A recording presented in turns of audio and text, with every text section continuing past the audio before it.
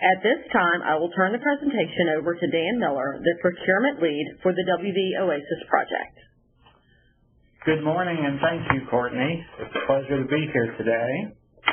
I'm excited to do this webinar on wvOASIS Procurement.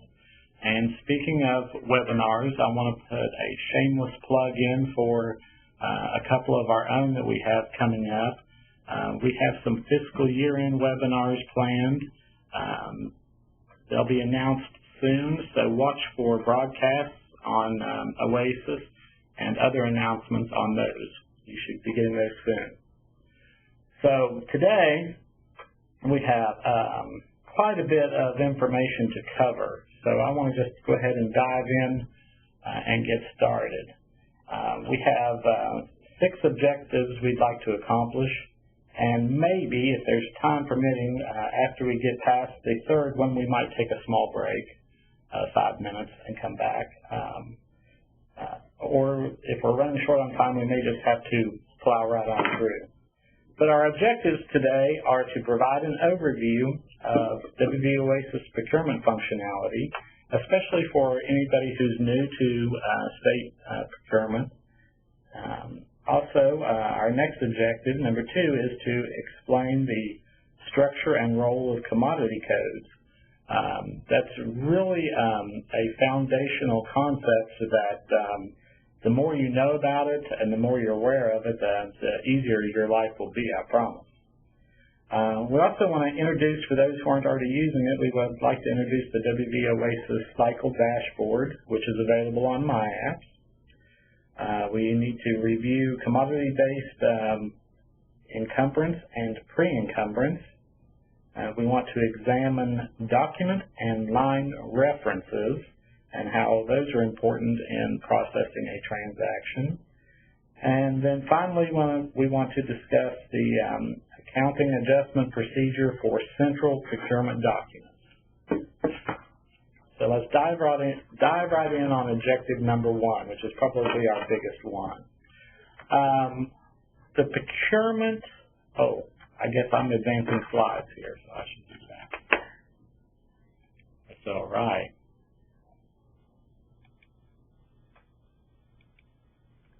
Okay, our objective number 1 again is the wvOASIS procurement functionality.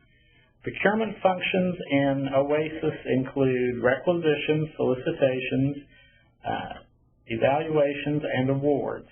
We also have master agreements that include a special type called e-catalogs. We have vendor registration and vendor self-service, inventory management, and when I say inventory management, I'm referring specifically to consumable inventory as a procurement function. We have encumbrance and receiving. So let's talk about how it all works. So in our system, procurement is divided up into 6 distinct states. We refer to them as states. Of course, we have the requisition state, solicitation state, solicitation response state. That's where the bidders or the vendors are responding with their bids. Evaluations, awards, and post-awards. When we were configuring OASIS and getting ready to roll it out to state government, we had to do a lot of things to prepare for that. And one of them was that we needed a way to distinguish between agency transactions and centralized transactions. So what we ended up having to do was to clone a lot of the baseline documents in order that we could come up with a workflow for each of those transactions. So all of our agency documents, you will see that they have a prefix of an A in front of them. Our centralized documents that have to go through the Central Purchasing Division begin with a C. And an example would be the standard requisition, which is the RQS document. If you see a C in front of it, a CRQS, that's a centralized requisition, whereas an ARQS is one that is handled at the agency level.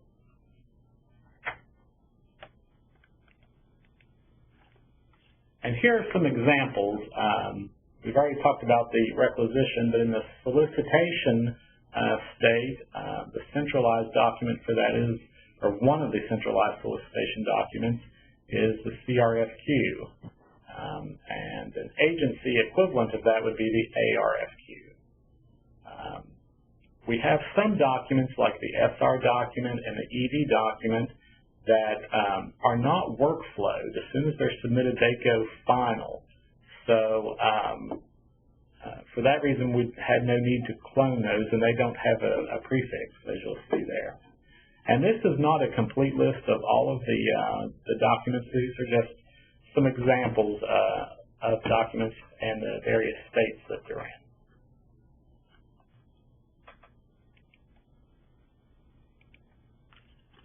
Okay. We also have something in the system that you'll need to be aware of called Procurement Types. And a lot of people don't actually know what the procurement types do in the system, but they're kind of like the guardrails that keep you on the road, hopefully, as you're driving down the highway. A procurement type is configured to contain the states and the documents a specific type of purchase can go through. So, for an example, an ADO, it has only one type of document, the ADO document, and it only has two states, the award state and the post-award state.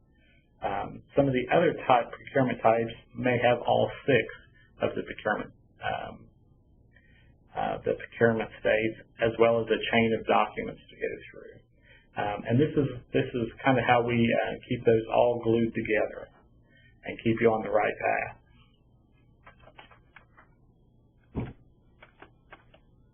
Okay. I want to talk about how the documents are processed and how an acquisition or a procurement is actually processed through the system.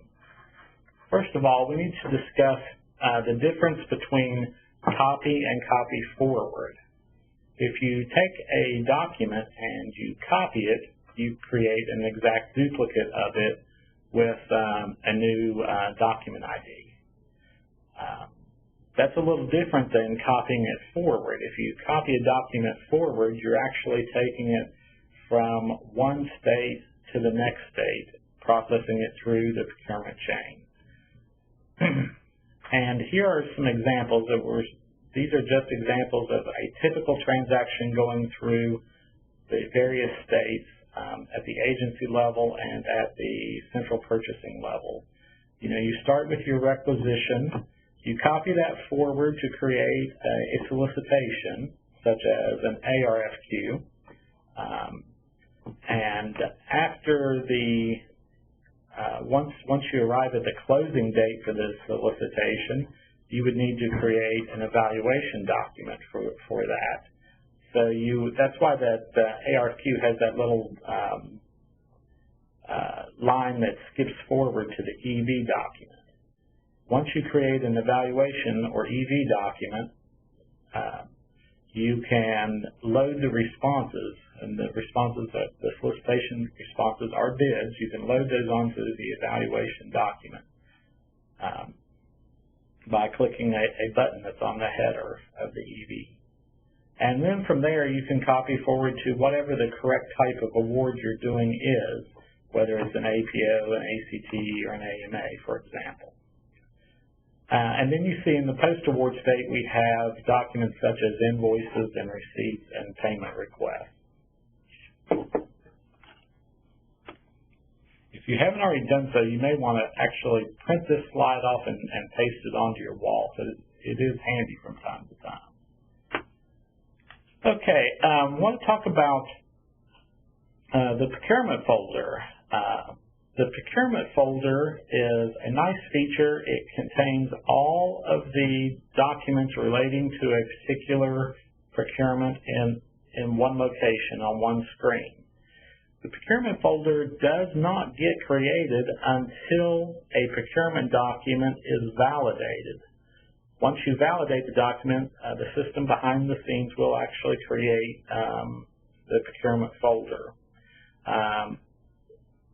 Validation, or the validate button, is a great button in the system, and I encourage you to use it liberally, like sunscreen, if you will, because not only does it create the procurement folder and check for errors, it also infers information that can be inferred based on either who you are or what your department is or other transactions that are referenced, and it brings that into the document for you. So again, don't let the red error icons upset you. Feel free to validate knowing that you're going to get errors, because there's other good things that happen when you do that.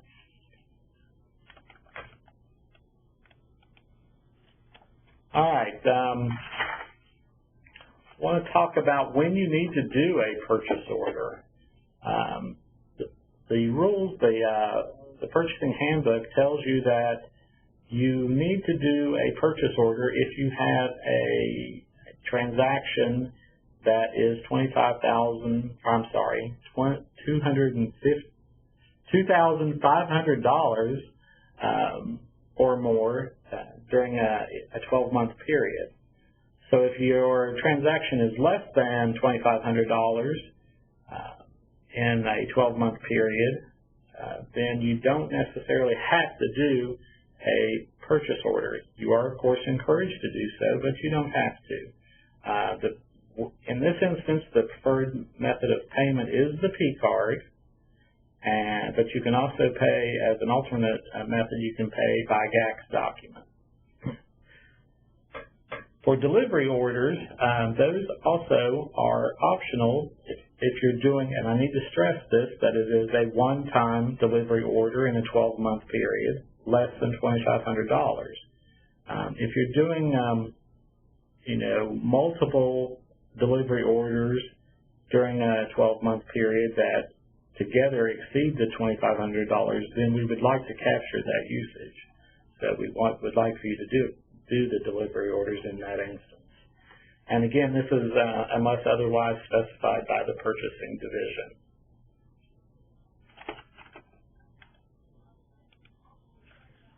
All right, let's talk about when you would do a purchase order versus a contract.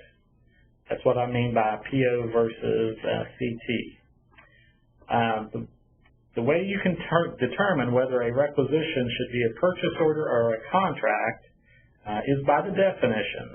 A purchase order is a one-time purchase that will conclude upon the receipt of goods and services, and it does not contain renewal language or renewal options.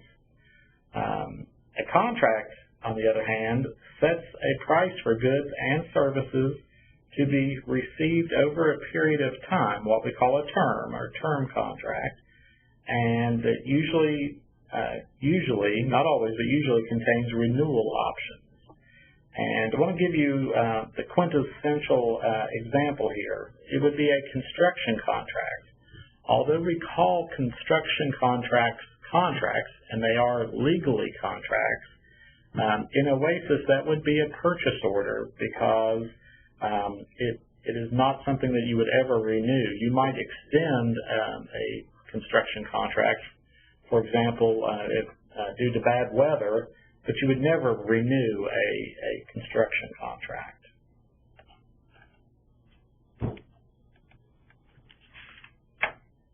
Okay, let's also talk about the difference between a contract and a master agreement. A contract, again, is used to acquire a defined amount of goods and services over a defined period of time, and it encumbers funds. That's a key part of the definition there. Master agreement, however, just sets forth the pricing for future purchases of goods or services over a defined period of time and does not encumber funds until the delivery order is processed.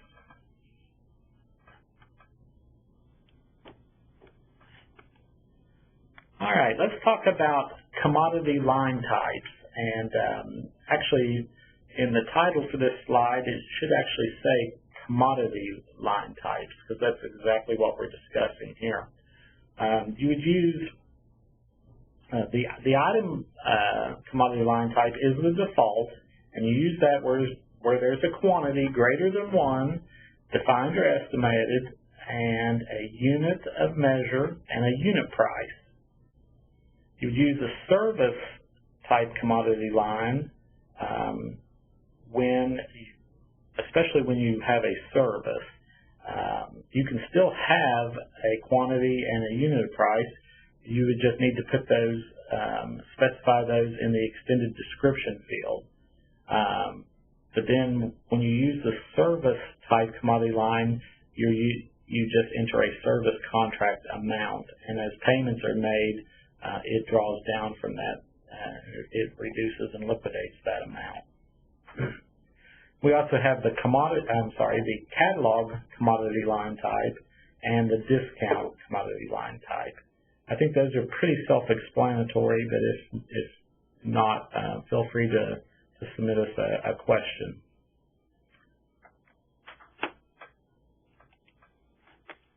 All right, I want to take a minute to talk about this next slide because I've had this slide, I think, in every PowerPoint I've done for the last 2.5 years, and there's still not a day goes by when we don't have agencies contacting us because they have done a purchase order or a contract or something like that with a quantity of 1, and they made the first payment and closed out the entire contract, or at least closed out a commodity line, and then they're unable to make any further purchases without doing some extra work. So I want to stress this if I can. You should avoid using a quantity of 1 on a purchase order unless you know for sure your agency will receive only 1 invoice for the commodity line. If you need to make partial payments, then your quantity needs to be greater than 1, or you need to have additional commodity lines. And as we stated earlier, an alternative is to make the commodity line a service type instead of an item type. And remember, it's all about math.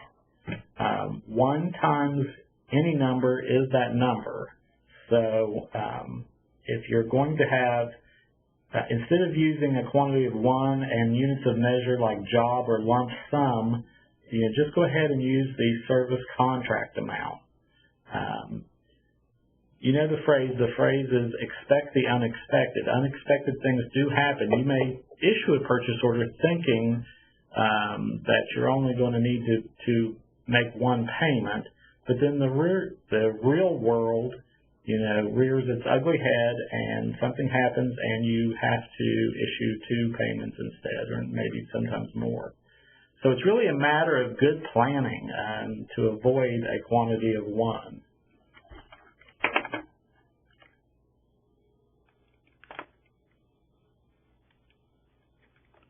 All right, the reporting fields. All of the requisitions and all of the award documents in OASIS have 7 reporting fields at the header level. Reporting field 1 is used to record the solicitation type, and it's a required field. Reporting field 2 is used for third-party approvals, such as when you're buying vehicles or computers, for example. Reporting field 4 is yours. We have designated reporting field 4 for you to use as your agency, however your agency wants to use it. And you can use it to record things such as something if you want to keep track of purchases related to a flood, you could use it for that. Or if you wanted to keep track of purchases related to hospitality or to training, you could do that. Or some special project that you're doing, or some special, House bill or Senate bill. And I also want to point out that if you're doing split awards, you can come up with a numbering scheme on your own of how you want to track your split awards, and you could do one that says,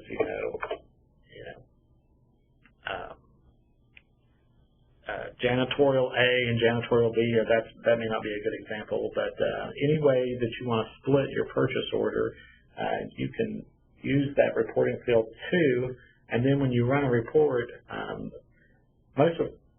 a lot of our reports have the option where you can select records based on the reporting fields. So hopefully that will help you when you need to report on something special or you need to keep track of your split awards. The remaining fields will be assigned by OASIS sometime in the future as needed. All right, I want to talk about attachments. We seem to be very fond of attachments because I can tell you that there is a large number of them in the system. Any attachments that are to be sent to the vendor should be attached at the document header. This is another thing that we've tried to stress for the last few years, and I'm still seeing attachments uploaded at various other levels of the document. And again, we want all of the attachments to be uploaded at the header level. Any attachment that is not going to the vendor, or something that's just for internal use or something like that, you could insert a note into the procurement folder and attach the file to the note. One important thing to remember is that all attachments may be subject to FOIA requests.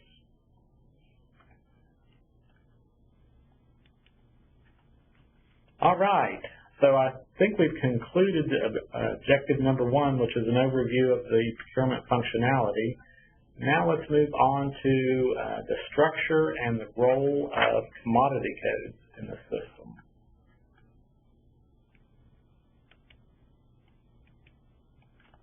All right.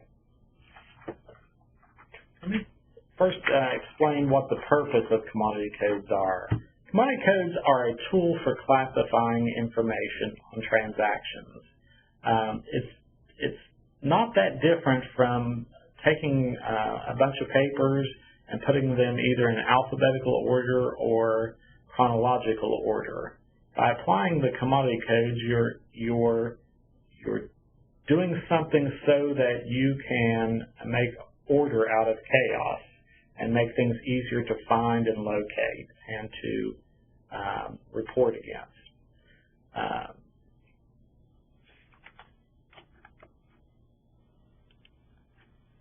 So let's talk about what commodity codes actually do in the system. First of all, they determine whether two-way matching or three-way matching is required in the payment process. And of course, a two-way match is the purchase order and the invoice. A three-way match is the purchase order, the invoice, and the receipt.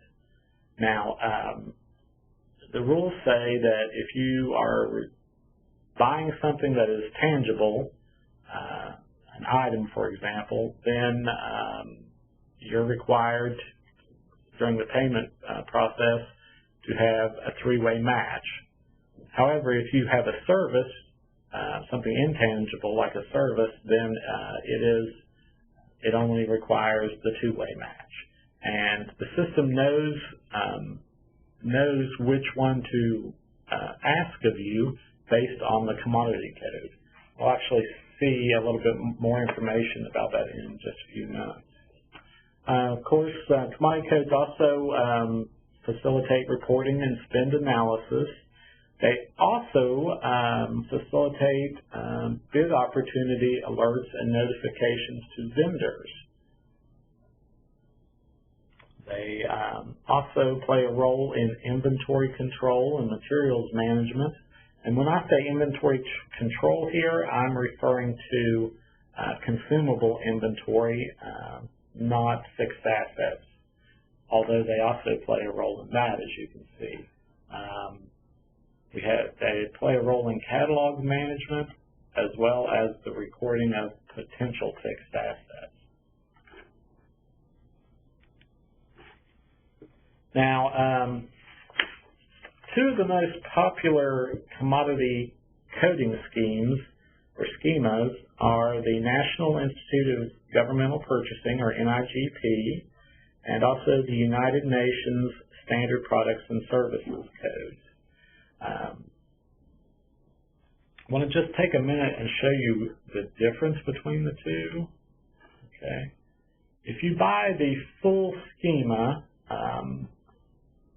from NIGP, you'll be getting 500,000 commodity codes, more than 500,000 commodity codes. And part of the reason that they have so many is that if you go down to the lowest or fullest level, it includes dimensions, such as what you're seeing there, the different sizes of grit on the abrasive pads, shown in this example. Now, in the UNSPSC, they took a different approach to that. At the full level or lowest level, if you will, it does not include dimensions. So that's part of specifications, but it's not really part of commodity coding, at least under the UNSPSC codes. And for that reason, instead of having 500,000 to choose from, you only have 55,000. So right now in our commodity table, we have about 55,000 UNSPSC commodity codes. And they are broken up into different levels. The highest level is referred to as the segment, and then as you drill down deeper, you go to the segment and the family, and then the family and the class, and then the full level would include the segment, family, class, and commodity.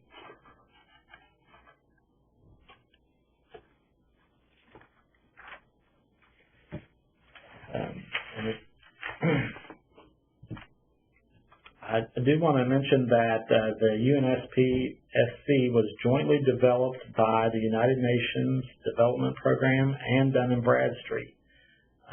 It is, unlike object codes, because object codes I know are something that you have to deal with as well, but unlike object codes, commodity codes are, the ones we use, are a global standard.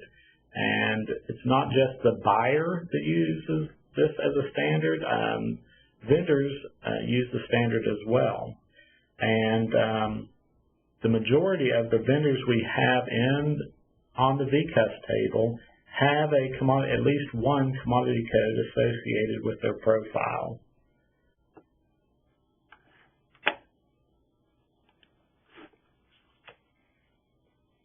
And the UNSPSC codes are 8 digits in length, and they have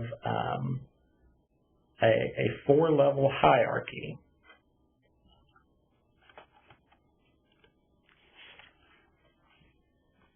At the highest level, again, it's the segment, first 2 digits of the code, and the way they're arranged, the structure-wise, is that as value increases on an item or a product, then the number increases as well.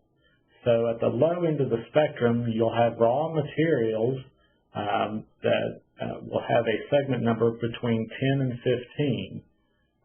Then it will increase as value is added to the product to where you finally get up to services, and all services will be in the segment range from 70 to 94. There is a special segment called 95. It's the highest segment, and it includes things like land, buildings, highways, and infrastructure. Now, I did include a couple examples here. You'll see that raw coal begins with a segment number of 15, so that puts it in the raw materials section of the diagram. Then, as you might add value to the product, you could get up in the mid-range under components and supplies, and you'll see that there is a commodity code for coal and ore testing instruments, and the segment number there is 41. And next, our final example here, at the high end is a service, electric power transmission services in this example, and the segment number is 83 for that.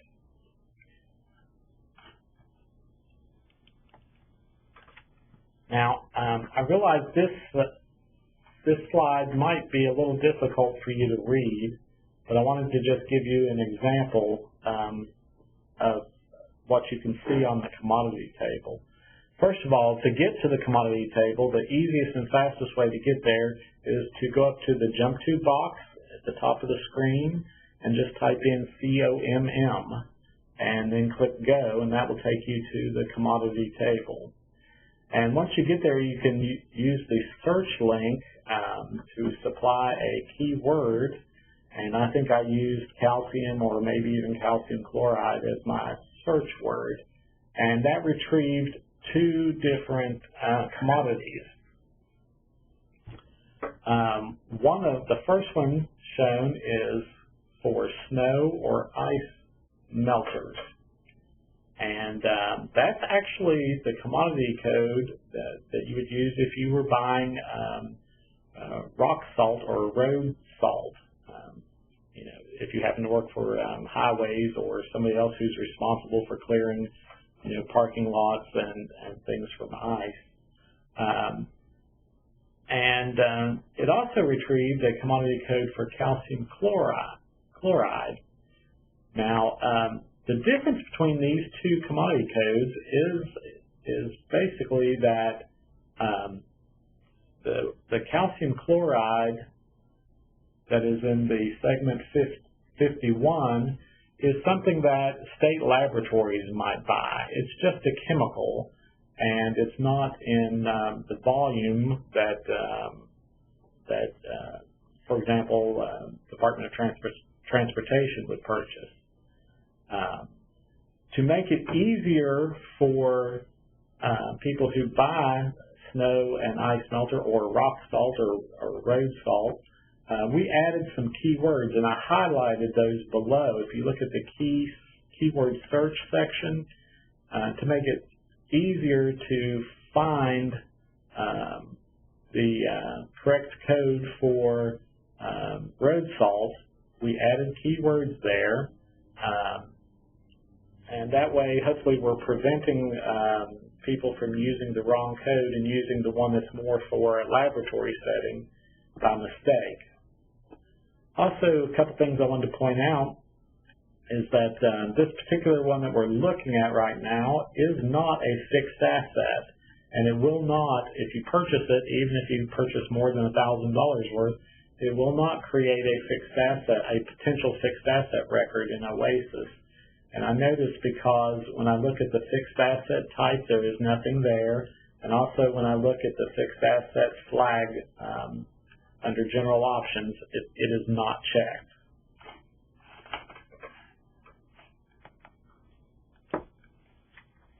Now, one thing, let me back up just one second. One thing I don't like about the commodity table screen is that it only displays a maximum of 5 lines at a time, or 5 rows at a time. And when you're searching for something, again, there are 55,000 commodity codes in the system. And when you're searching for some of them, sometimes you have to do a lot of paging, and that is annoying. So a couple things to help you. Number one is that you can use wildcards in your search. Now, if you're searching in OASIS, you can use the asterisk. That is the wildcard to use, and it will improve your search results if you learn to use that artfully, if you will. Now, you can also go out to the United Nations Standard Products and Service Codes website, the UNSPSC.org website, and search there. I don't like to tell people to go someplace else to search, but there are advantages to doing so, and I wanted to make sure you know about them. For one thing, you're not just limited to a display of 5 lines. You can actually see, I'm not sure what their maximum is per page, but you can see hundreds on a page if you want. And the difference is when you're searching on the UNSPSC.org site, you need to use the percent symbol for your wildcard instead of the asterisk.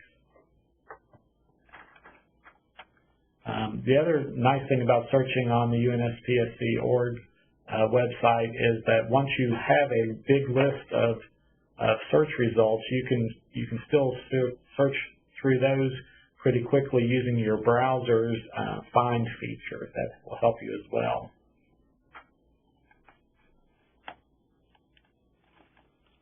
Okay, so that completes our overview of the structure and purpose of commodity codes. Moving on to objective number 3. We would like, for those of you who are not already using it, we've added a new tile, we call it a tile, onto the My Apps screen. And I think everybody should have this one. It's black and it kind of looks like the odometer or speedometer on or one of the meters on your dashboard of your car. And the purpose of it is to, just advance forward here. The purpose of it is to provide you an inquiry screen and assist you with knowing when you should load bid responses to your EV documents, okay?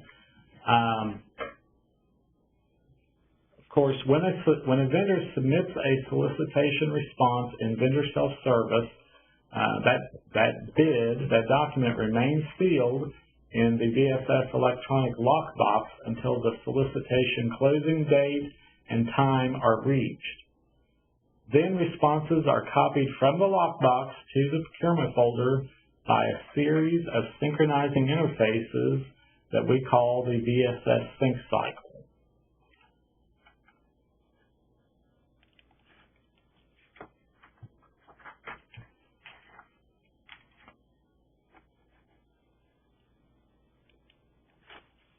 Okay. You should use the dashboard to know exactly when the sync cycle is complete and when it is appropriate to load solicitation responses to your evaluator document. And if you click on the tile and the page opens up, if the cycle you're looking for is not yet complete, then you need to refresh the page. And the way you do that is by clicking the link that's on the left side of the page called VSS Cycle Report. Every time you click that link, it will refresh the page. So if you're very eager and you want to sit there and watch until it actually completes, you can click that link and it will update the page and you'll see when it's actually done. And this page actually will show you when the cycle starts, when it ends, and whether it is successful or not.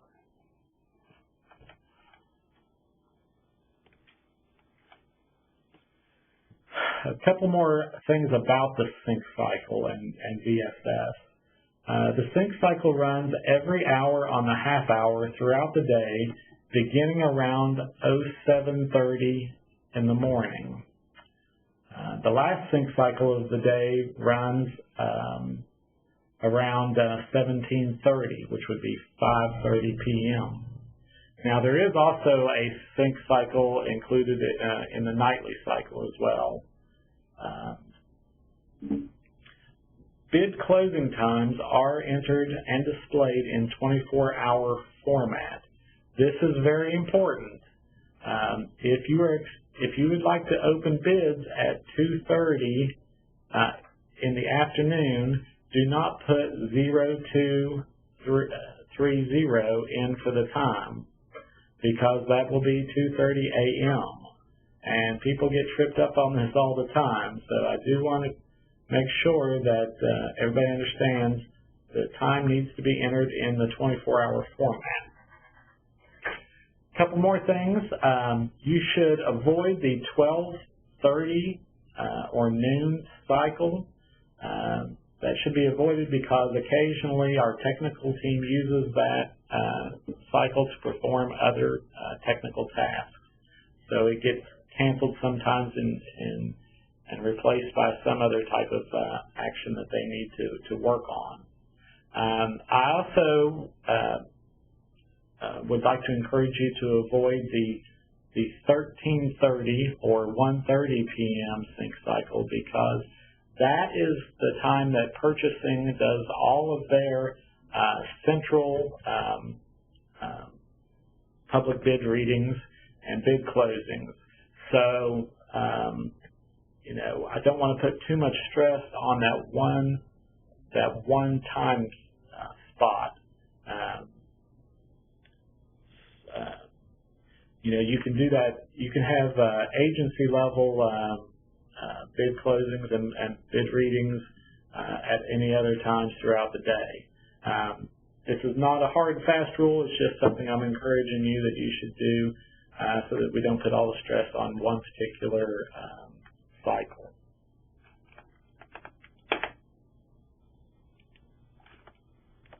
Okay, next. Well, I said we'd take a break. How are we doing on time, Courtney? It's 9:43. So we could probably take a 5-minute break. Sure. So let's go ahead and take a 5 or 7-minute break. My clock says 9:43 right now. Let's return at 9:50. Thank you.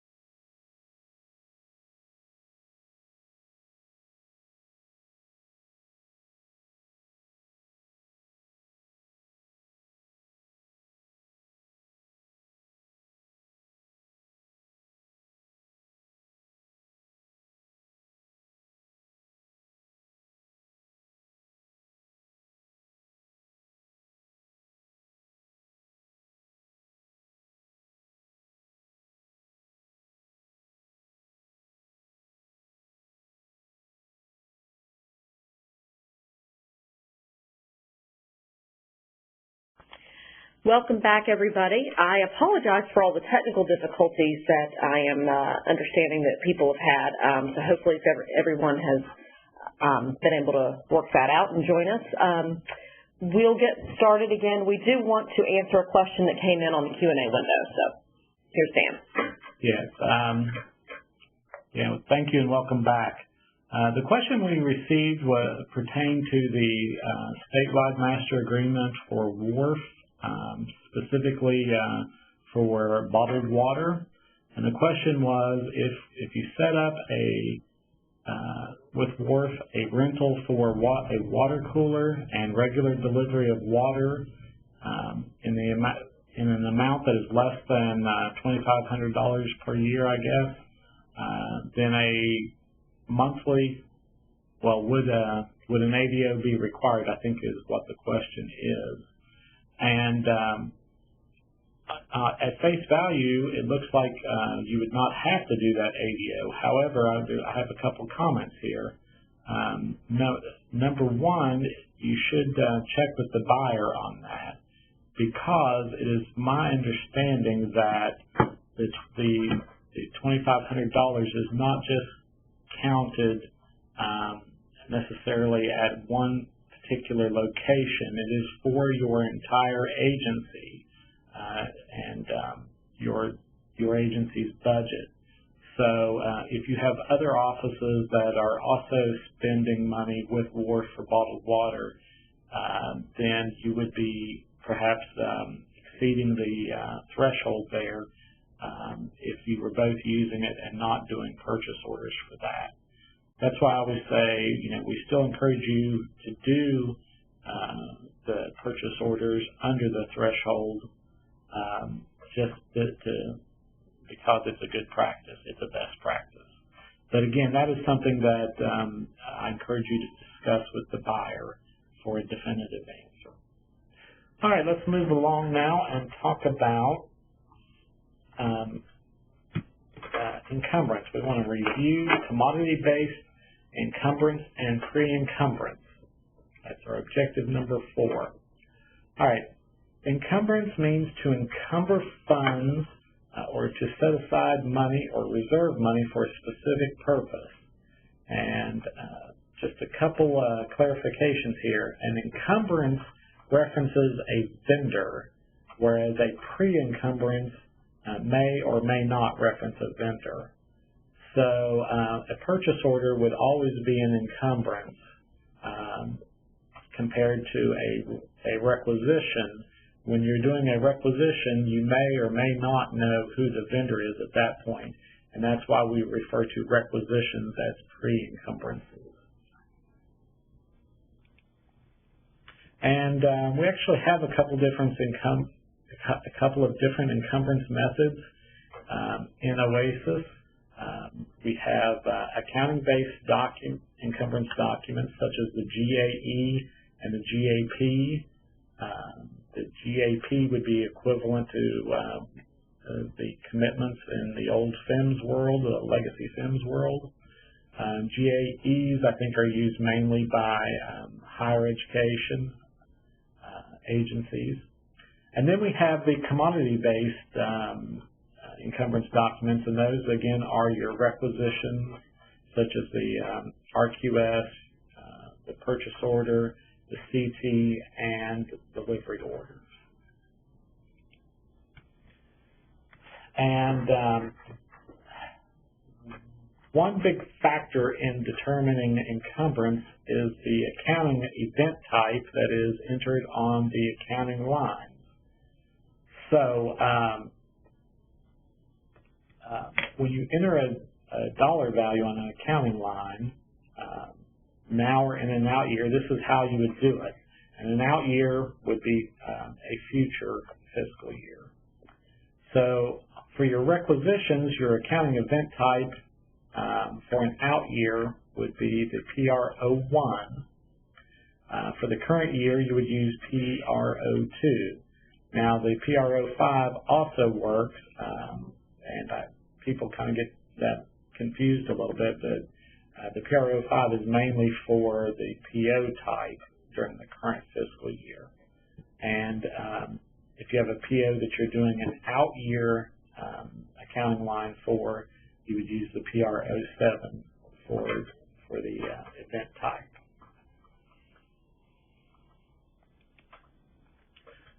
All right. A little bit more information about crossing fiscal years with encumbrance. Okay. As I said earlier, for the event type, you would use a PR05 for a purchase order or a PR02 for a requisition if you're encumbering money now during the current fiscal year.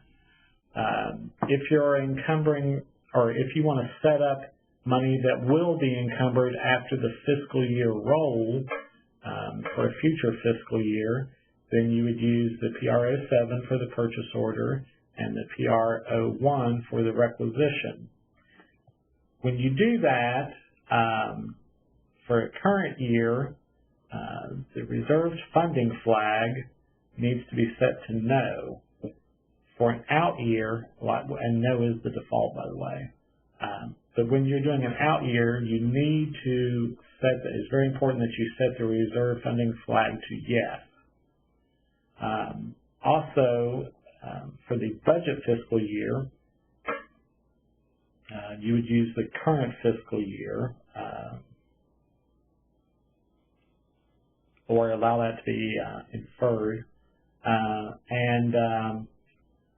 For the out year, you could use a future one such as 2018, 2019, 2020, etc. The fiscal year is always going to be the current fiscal year that you're actually working in, as opposed to the budget fiscal year. There are other accounting event types for other things, such as inventory management and stuff like that. So if you want to see a list of all the accounting event types, there is a table called AETDC. You can type that code into the jump to box and you'll see the entire list of event types that are available in the system. A couple more things about encumbrance. Master agreements, as we mentioned earlier, those are open-end contracts. Therefore, CMA and AMA documents are not encumbered. Only the delivery orders, the CDO or the ADO, are encumbered. Requisitions for master agreements, the CRQM and the ARQM. The system requires accounting lines for both of those requisitions. However, there is no downstream benefit to adding them. Therefore, the only thing that's required for you to add is the very first screen on the accounting line. And the only thing you need to add is the proper event type, which you would always use a PR01 and set reserve funding to yes and allow the current budget fiscal year to be inferred on the CRQM and ARQM documents. You can leave the fund accounting and the detailed accounting tabs blank. If you want to put them in for some reference reason, just for your own reference, you're more than happy to do that. I mean, you're more than welcome to do that. But again, it is not necessary, and we want to save you time and energy. So again, the only things that you're required to do are to provide the event type, the NPR01 for a master agreement, and then you can set the reserve funding flag to yes. Of course, you'll need to put in a line amount. If you're putting an estimated values on your requisition, then you need to balance the commodity lines with the accounting lines to make sure they match. So if you have $10,000 on your commodity line, you would need accounting lines to balance with that.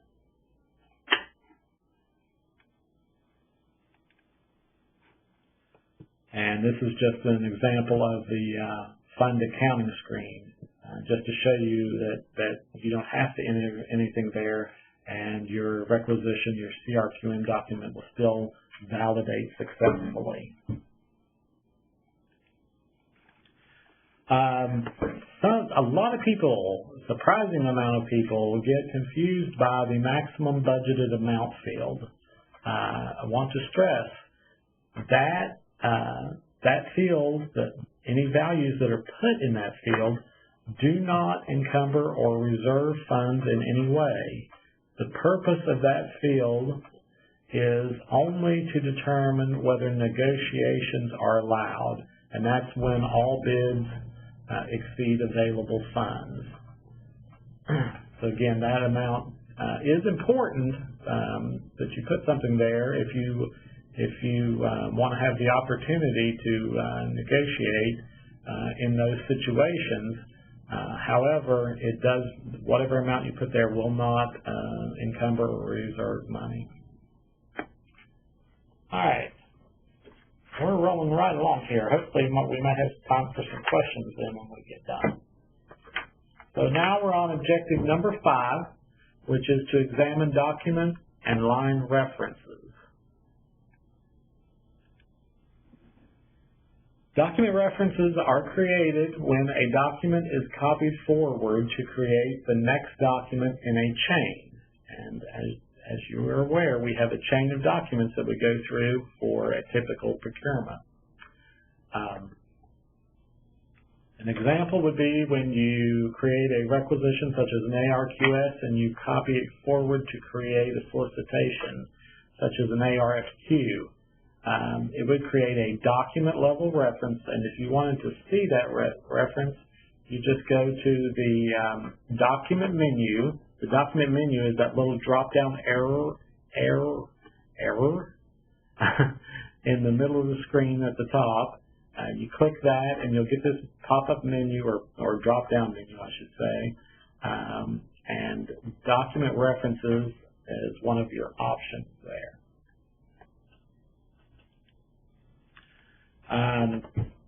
Probably more important or more of a headache would be the line references.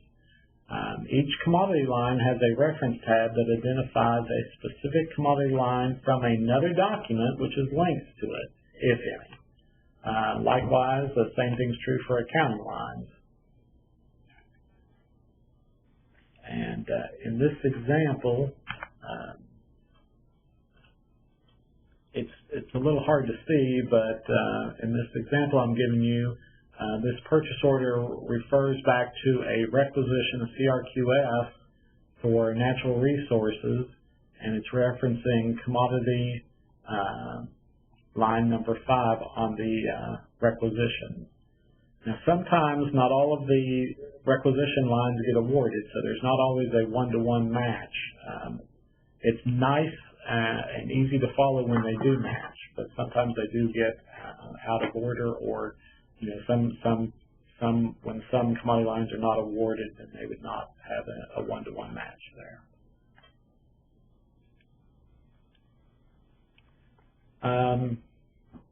There are various reference types. The selection of a reference type determines what action is taken against the referred document line. The default value for the reference type field varies among the different types of documents. And on some transactions it's even protected, meaning you can't change it. Certain documents give 3 choices and other documents give you all 4 choices. Now,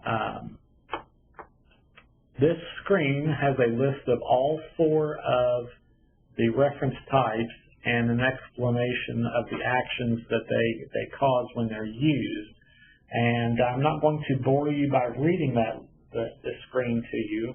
I'm going to make that your homework assignment. So after this is over, make sure you come back to this screen and read these. Make sure you understand them. And if you have any questions, feel free to email the finance team. Our email address is at the end of this presentation, and we'll be happy to answer your questions about this. definitely important to have a good handle, especially on when to use a partial reference and a final reference. Okay. And there are times when you don't need a reference at all, and that's what this next slide is about. Line references are needed when the lines on a previous document in the chain need to be fully liquidated or partially liquidated. However, line references are not needed when there is no applicable line on which to take action. An example would be a brand new commodity line that is added to a purchase order by copying an existing line. So you have an original award, you have a purchase order, and down the road you discover you need to add a second line, a commodity line for some reason. You need to add something else to it. You would do a change order, and you could copy the previous line and insert it as a new line. The only problem with when you do that, it saves you time, except it also copies the reference, and it's going to cause an error because the new line that you've created on your change order did not exist on the original requisition. And when you run into that error, the way to solve that is to remove the line reference entirely because it didn't exist on the requisition. If you have any problems with that, you can call our help desk or contact the finance team, and we'll help you resolve those kinds of problems. And there is a special rule for delivery orders, and it makes your life easy. Any and all references for delivery orders, whether they be CDOs or ADOs, the reference type on the commodity lines and the accounting lines is always partial. And the other default rule is that if you're ever in doubt of what to use partial, because down the road you can fix it a lot easier. But you don't want to have any problems, so it's good to understand when to know to use that partial one versus when you should use final.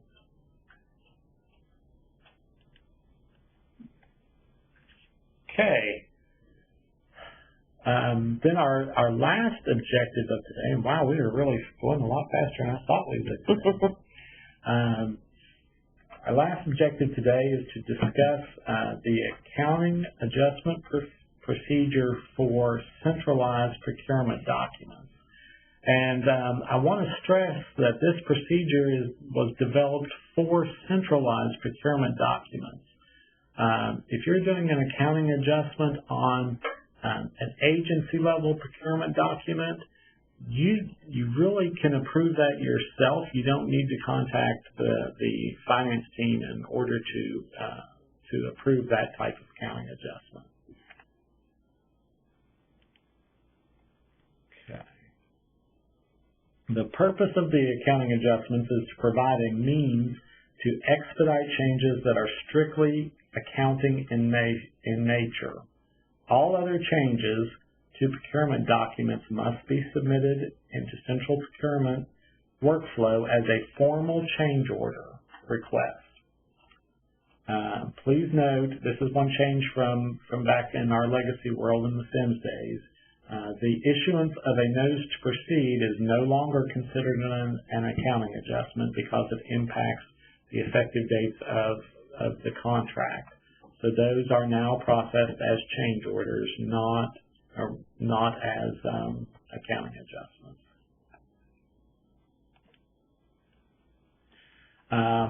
And identifying accounting adjustments is very important because we don't want to mess up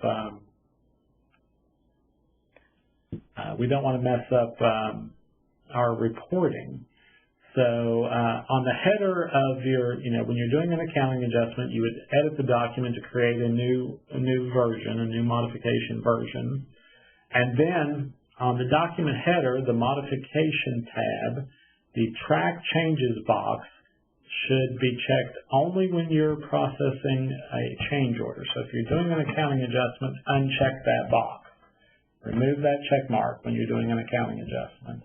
And then in the reason for modification field, type the words accounting adjustment, not funding change, not accounting change. It needs to say accounting adjustment.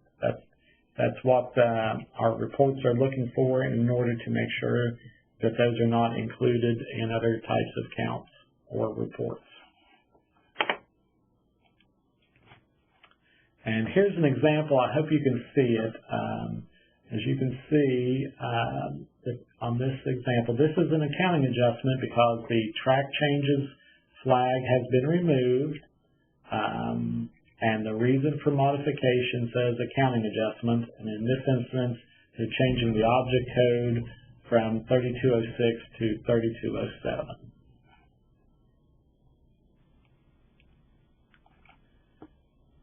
After you make your changes to your document, make sure it validates successfully, but do not submit it into workflow. Instead, email the document ID to the finance team at financeteam.wvOASIS.gov. We will review the accounting adjustment, make sure no other changes have been made to the total, to the vendor, to the effective date, and to the pricing. And if that all looks good, then we will go ahead and finalize the document for you and reply back to your email so that you'll know that it's done, that it's been done. And there are more detailed instructions on this process, but we covered the major ones. But there are more details for processing accounting adjustments to central procurement documents on My Apps. So if you go to My Apps and choose Enterprise Readiness, Outreach Sessions, then go to Procurement and select Updates, you'll see that accounting adjustments to central procurement documents is one of the procedure guides.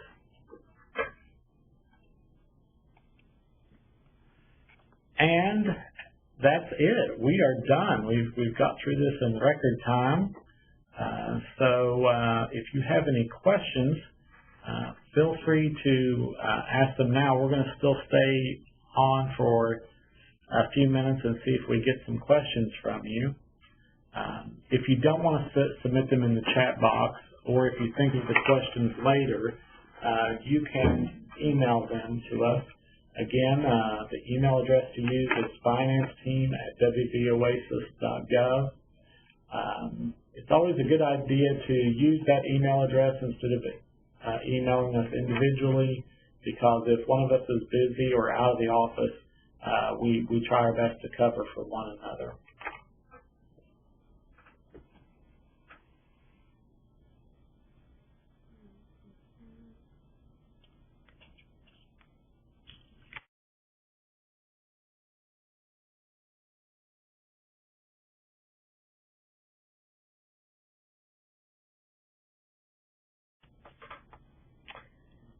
Please, anyone with a question, feel free to type it in. And thank you, Evan. We weren't sure if the chat was working or not until we heard from Evan. Yes, so thank you, Evan. We appreciate you participating. And again, we will email a recording of this. I apologize for the technical difficulties at the beginning. We will send a recording for anything that you might have missed so that you can watch at your convenience. And again, I would like to remind everybody to keep their eye out on system broadcasts and email messages regarding our upcoming webinars for the fiscal year end.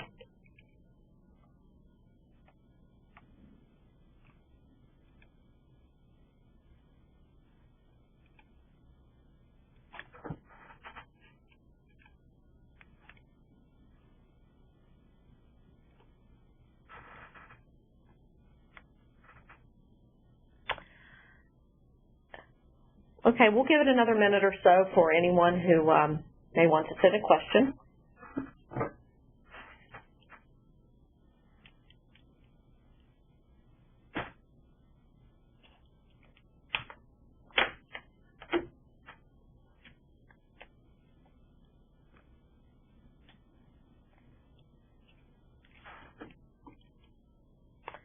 Oh, we got one.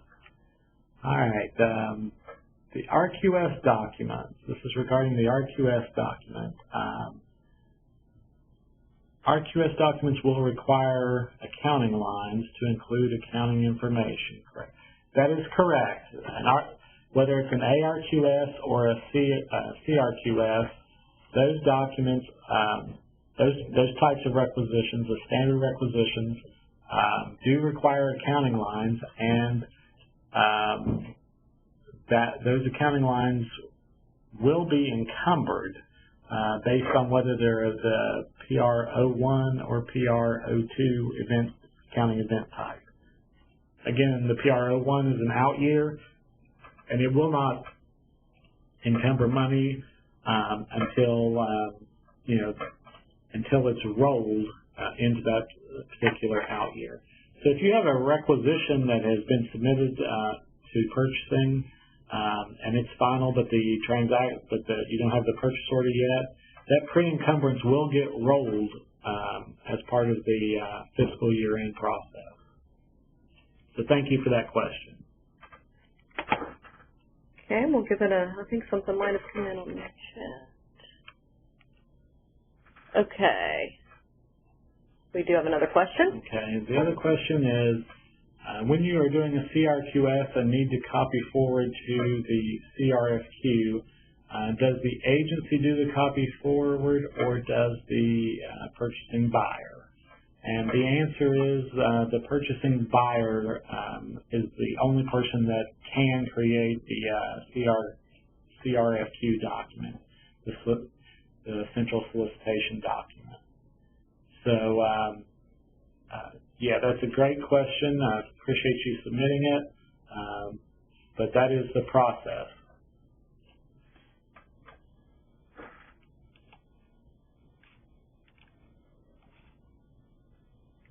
Okay, we'll continue to hang on for anyone who wants to submit another question.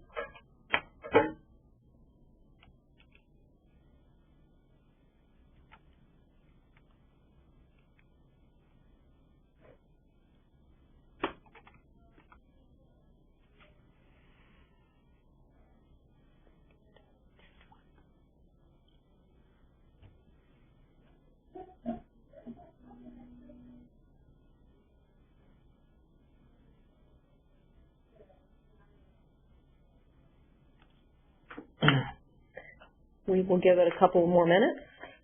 Last webinar, right as I was ending it, someone sent a question, so I don't want that to happen today. I do want to stress that after we're done here, if a question does occur to you, feel free to send it in via email.